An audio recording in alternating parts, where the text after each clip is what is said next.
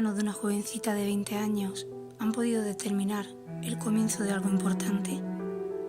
El nacimiento quizás de una joven promesa de la escritura española. Desde Granada Sin City así lo pensamos y nos gustaría saber qué les parece a ustedes. ¿Nos acompaña? Hoy conoceremos un poco más a Laura Rivera Mejía, una joven andaluza de 20 años nacida en Belicena, un pequeño pueblo de Granada. Comenzó a escribir en segundo de la ESO, como ella dice, una historia, y ese verano finalizó su escrito que nunca volvería a retomar. Pero fue su participación en un concurso literario de Coca-Cola y esa cuarta posición que no le gustó nada, el detonante para anteponerse a las dificultades y empezar a escribir de nuevo.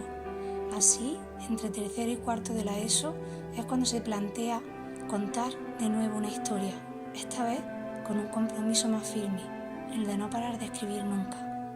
Con esas tres cosas, una mañana me desvelé, creo que eran las 6 o las 7 de la mañana, y dije, me voy a poner a escribir. Me puse a escribir.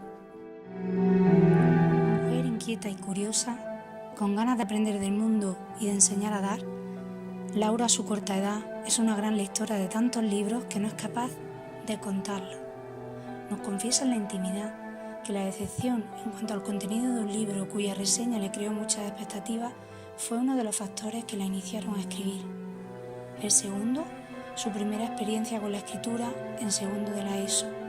Y el tercero, la idea que surgió en clase de geografía, asignatura que confiesa que le aburría de forma soporífera, un día que estudiaban en Sudamérica el estrecho de Drake. Tres factores que le hicieron asociar ideas para el nombre de su protagonista y el nombre que tenía pensado para su libro. Así surge Break, una historia sobre romper con los patrones que nos imponemos a nosotros mismos. Break, la primera obra literaria de esta joven promesa que apunta a algo más que manera y cuya presentación podremos disfrutar el próximo 5 de noviembre a las 7:30 de la tarde en la Biblioteca de Andalucía de Granada. Os esperamos.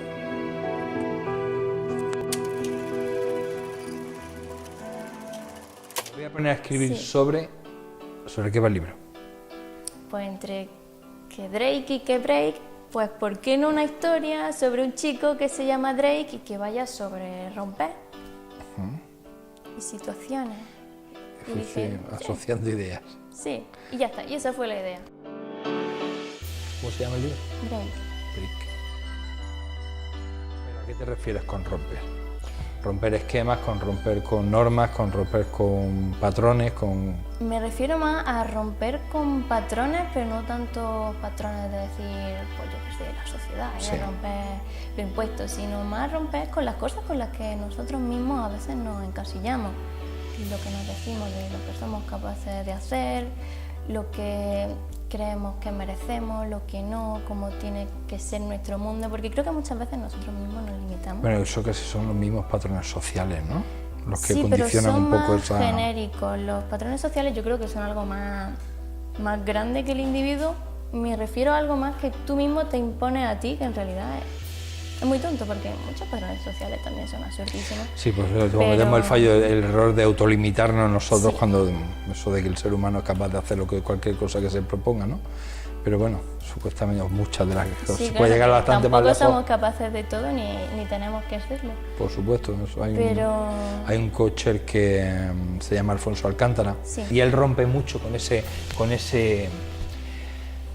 canon de los clásicos coachers, ¿no? Sí, de lo de tú si puedes llegar a hacer puedes. todo si quieres todo, Sí, y sí, dice sí. que las narices, si quieres puedes, no puedes, Yo hay también muchísimas escuché limitaciones. un hombre que hablaba mucho de eso, de que no es si quieres puedes, que tienes que reconocer que a veces Tu pues, no limitación. puedes, y eso no significa nada, no te hace valer menos, no hace que lo que haya hecho no merezca la pena. Cada uno tiene pues que buscar su manera, ¿no? Y me gustó muchísimo la charla de ese hombre. Y es curioso porque eso, que no son las típicas personas que te dicen sí, todo es maravilloso, vas a poder lograr lo que quieras si te lo propones. Sí, es muy ¿no? americano. Sí, de hecho te dicen las cosas, pues a veces son de una manera, pero eso no significa que tengas que ser infeliz. No significa que tengas que limitarte a ti mismo. Sí, tú dices un poco que las metas las pongamos nosotros, ¿no? Más que nos las pongan fuera. Y el libro trata sobre esto, pero también trata, me quise meter mucho en el tema de la salud mental, porque me llamaba mucho la atención y al final es lo que estoy estudiando. Claro. De hecho, pero el momento pues me llamaba mucho la atención y quise meterlo con el tema de un trastorno también, porque siempre he estado pensando mucho en la estigmatización de la enfermedad mental, que no es solo el que tú tengas un problema, una dolencia, que no es física en este caso, sino que además la gente piensa cómo te comportas, justifica de alguna manera cómo te comportas y esas mismas justificaciones te están limitando a ti como persona y te están haciendo un objeto pasivo de tu enfermedad. Y siempre he pensado que bien puede tener eso, cuando además no es cierto. Y entonces el protagonista... El protagonista tiene un trastorno de estrés postraumático, pero tampoco lo quiero encasillar de sacar aquí el DSM-5 y decir tiene tal y cual, sino que simplemente va mucho por aprendizaje, va mucho por lo que la misma persona piensa, no es tiene tal trastorno tal cual, sino que tiene una manera muy patológica de vivir, unas relaciones muy patológicas, unos pensamientos muy patológicos. Y no todo es si quieres puedes, desde luego, pero yo creo que muchas veces la enfermedad mental, una de las primeras cosas es decir, puedo intentarlo. Esto es algo que vale, que me está pasando, que yo no elijo, pero yo sí elijo cómo afrontarlo y puedo trabajar por afrontarlo de una manera mejor y hacer las cosas más fáciles para mí. Bueno, eso es más fácil ver la paja en el ojo ajeno que la viga en el propio, ¿no? O sea que es más fácil ver quién está padeciendo y quién se está equivocando enfrente, como analizar tu entorno, como ser más objetivo que la subjetividad de decir lo mío es patológico, lo mío no es normal. Normalmente asumimos lo nuestro como lo más normal y tenemos ese rechazo a que la gente no se identifique como anormales, ¿no? O fuera de lo común, por llamarlo de una forma menos negativa. ¿Termina bien el libro? Sí. ¿Por qué lo has dudado? Porque termina bien. No tiene el típico, yo creo que no tiene el típico final feliz, súper dulce de si quieres puedes, todo es maravilloso, pero sí creo que tiene un mensaje positivo el libro. El libro... Es un final coherente, ¿no? Sí, pero no sé mucho que puedes hacer. ¿Me puede ayudar a mí ese libro? Sí, yo creo que sí. ¿Y a ti? ¿Sí? ¿Te ha ayudado a ti? Sí. ¿En qué? Yo creo que cada personaje de una historia tiene siempre trocitos de nosotros. Y escribiendo el libro, yo puse mucho de mí en mis personajes, tanto de lo típico de preocupaciones, miedo, etcétera, pero también las partes feas de nosotros mismos, lo que no nos gusta, lo que decimos, esto está mal. Pero cuando lo podemos ver en otros personajes, en otras personas y podemos relativizarlo, ver cuál es el contexto, lo que sucede, te hace ver cómo todos nos conectamos y cómo todo es más bien una cadena. Y si hay un problema, puedes encontrar el punto en el que surge y trabajar sobre él. Entonces a mí me ha ayudado mucho sobre todo eso.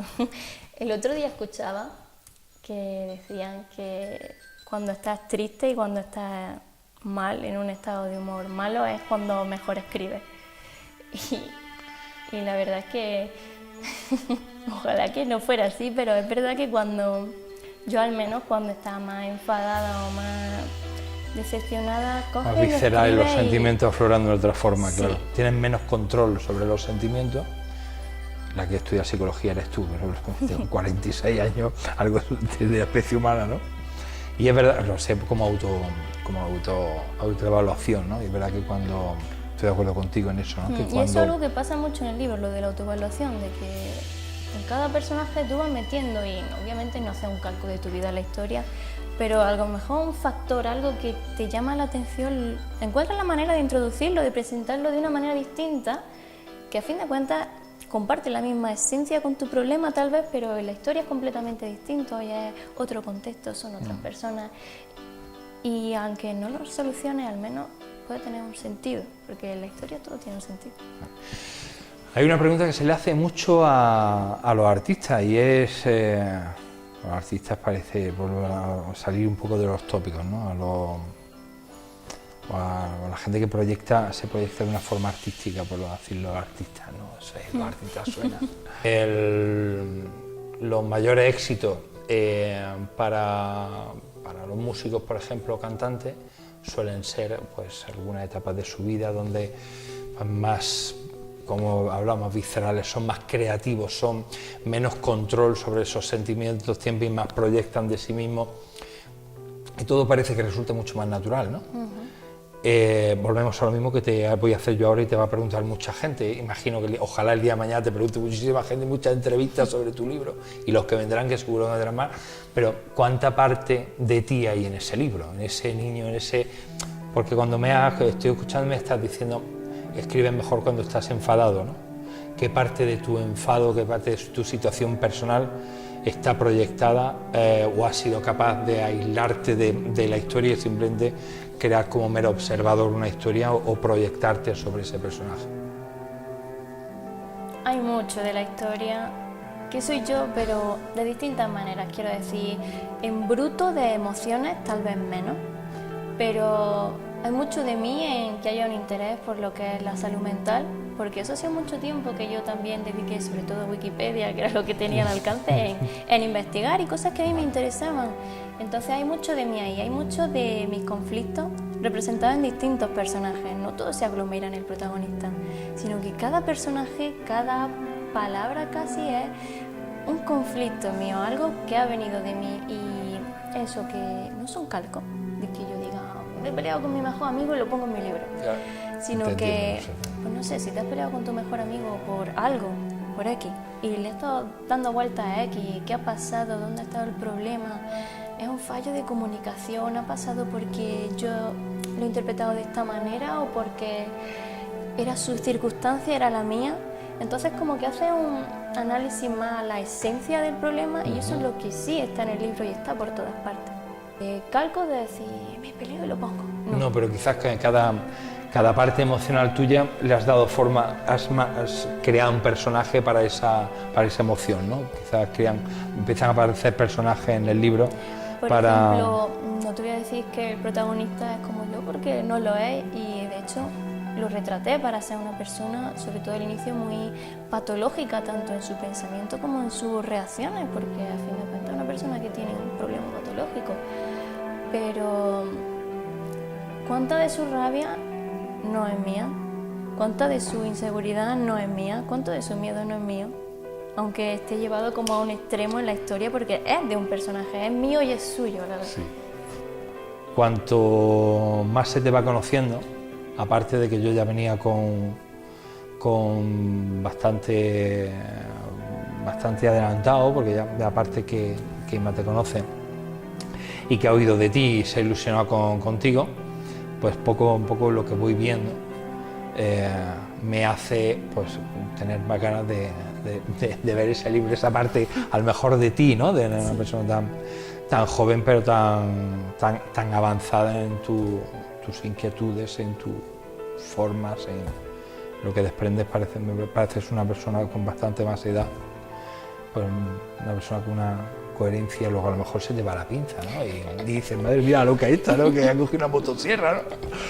Pero que no, que parece, bueno, pues se puede aprender tanto de una persona con 20 años como una persona de 80, ¿no? Hay un dicho dice que si quieres saber comprarte un viejo, ¿no? Pero bueno, yo he aprendido mucho de mucha gente muy joven y pues bueno, porque son experiencias distintas, vivencias distintas, cabezas distintas. Entonces, bueno, pues de todo el mundo se puede aprender y yo creo que de tu libro se puede aprender un montón. Mi libro que me hace muchísima ilusión y es que yo me enrollo a hablar, porque cualquier cosa es eso, dedicas tanto tiempo a hacer algo a lo que le pones tantísima ilusión, tantísima pasión, que cualquier cosa que te pregunten o que se interesen es como, ¡ah, sí, mi libro!